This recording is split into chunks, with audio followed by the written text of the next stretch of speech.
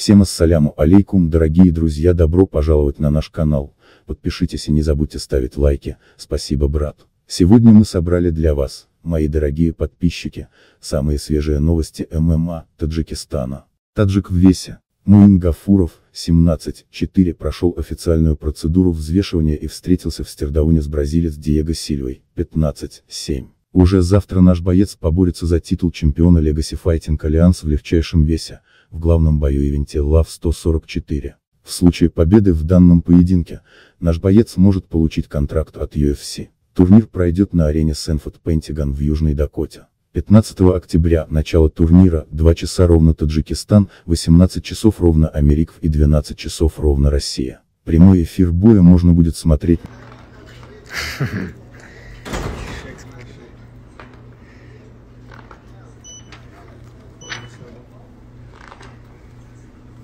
Братка, а то война, мои фэны постарели, но треки не устарели.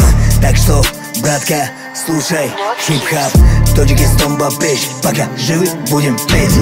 Таджикистан бабеш, я горячий будто петь. Деньги, тачки, мусор, братки, меня тут больше волнует честь Средняя Азия.